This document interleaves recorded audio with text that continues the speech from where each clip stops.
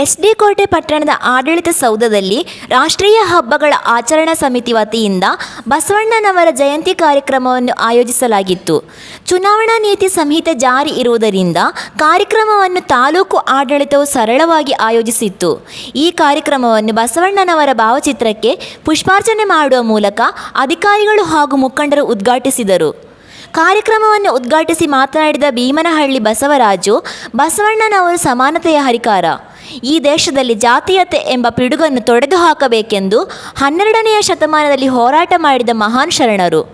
ಕಾಯಕವೇ ಕೈಲಾಸ ಎಂದು ಸಾರಿದ ಬಸವಣ್ಣನವರ ಧ್ಯೇಯವಾಕ್ಯವನ್ನು ಅರಿತು ನಾವೆಲ್ಲ ಒಂದೇ ಎಂದು ಜೀವನ ಸಾಗಿಸಿ ಆದರ್ಶ ಮೆರೆಯಬೇಕು ಎಂದು ಹೇಳಿದರು. ಕಾರ್ಯಕ್ರಮದ ಅಧ್ಯಕ್ಷತೆ ವಹಿಸಿದ ತಹಶೀಲ್ದಾರ್ ಮಹೇಶ್ ಮಾತನಾಡಿ, ಬಸವಣ್ಣ ಅನುಭವ ಮಂಟಪವನ್ನು ಸ್ಥಾಪಿಸಿ ವಚನಗಳ ಮೂಲಕ ಸಮಾನತೆಗಾಗಿ ಹೋರಾಟ ಮಾಡಿದವರು. ಆ ಅನುಭವ ಮಂಟಪದಲ್ಲಿ ಎಲ್ಲ ವರ್ಗದ ಶರಣರಿಗೂ ಆಶ್ರಯ ನೀಡಿ ಸಮಾನತೆಯನ್ನು ಸಾರಿದ ಕ್ರಾಂತಿ ಪುರುಷ ಎಂದು ಹೇಳಿದರು. ಕಾರ್ಯಕ್ರಮದಲ್ಲಿ ತಹಶೀಲ್ದಾರ್ ಮಹೇಶ್, ಗ್ರೇಡ್ 2 ತಹಶೀಲ್ದಾರ್ ಸಣ್ಣರಾಮಪ್ಪ, ಕಾರ್ಯನಿರ್ವಾಹಕ ಅಧಿಕಾರಿ ಜೆರಾಲ್ಡ್ ರಾಜೇಶ್, ಮುಖಂಡರಾದ ಮೊತ್ತ ಬಸವರಾಜು, ಜೆ.ಪಿ. ಚಂದ್ರಶೇಖರ, ರುದ್ರಪ್ಪ, ಸಿದ್ದಾಪುರ ಚಂದ್ರು, ನಾಗಣ್ಣ, ಮಹದೇವಪ್ಪ, ನಾಗರಾಜಪ್ಪ, ಚಿನ್ನಮ್ಮ, ದೇವಮಣಿ, ಶಿವರಾಜು, ಸಿದ್ದರಾಮಪ್ಪ, ಶಿವಸ್ವಾಮಿ, ಗುರುಸ್ವಾಮಿ, ಶಿವರಾಜಪ್ಪ, ಶೇಖರಪ್ಪ, ರಾಜಣ್ಣ, ಮಹೇಶ್, ನಾಗಣ್ಣ, ವೃಷಭೇಂದ್ರ, ಮಲ್ಲು, ತಾಲೂಕು ಆಡಳಿತ ಸಿಬ್ಬಂದಿ ಹಾಜರಿದ್ದರು. ವರದಿ ಮಲಾರ ಮಹದೇವಸ್ವಾಮಿ. ಅವರು ಹಾಕಿಕೊಂಡಂಥ ಸಮಾನತೆ ಇರ್ಬೋದು. ಆಗಿನ ಅವರು ಕಲಚೂರಿಯ ರಾಜ ವಿಠಲ ಅವರು ಮಂತ್ರಿಯಾಗಿದ್ದು ಉತ್ತಮವಾದಂಥ ಸಮಾಜದಲ್ಲಿ ಆರ್ಥಿಕ ಸಾಮಾಜಿಕ ಎಲ್ಲ ಕ್ಷೇತ್ರದಲ್ಲಿ ಕೂಡ ಉತ್ತಮವಾಗಿ ಅಭಿವೃದ್ಧಿ ಬರಲಿಕ್ಕೆ ಅವರು ಶ್ರಮಿಸಿದರು. ಅವರ ಕೆಳಗಡೆ ಎಲ್ಲ ಶಿವಶರಣರು ಅನುಯಾಯಿಗಳು ಮತ್ತು ಎಲ್ಲ ವರ್ಗಭೇದಗಳು ಎಲ್ಲರೂ ಕೂಡ ಅವರ ಅನುಯಾಯಿಗಳನ್ನು ಮಾಡಿಕೊಂಡು ಅವರು ಅನುಭವ ಮಂಟಪವನ್ನು ಸ್ಥಾಪಿಸ್ತಾರೆ.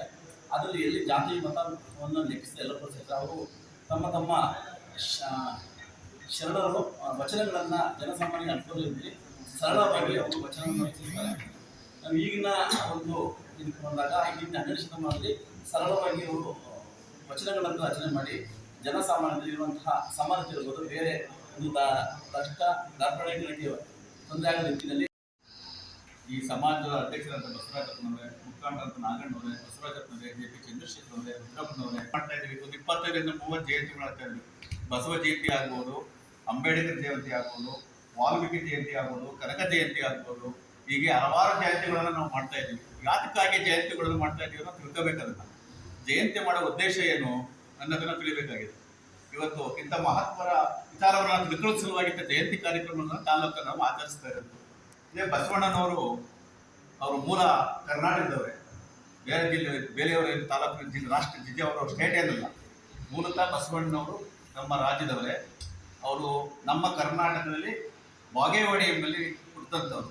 ಬಸವಣ್ಣನವರು ತಂದೆ ತಾಯಿಗಳು ಏನೊಬ್ಬ ಮಾದರ್ಸ ಮಾದಲಾಂಬಿಕೆ ಎಂಬ ದಂಪತಿಗಳಲ್ಲಿ ಜನ್ಮವನ್ನು ಕೊಟ್ಟಂಥವ್ರು ಬಸವಣ್ಣನವರಿಗೆ.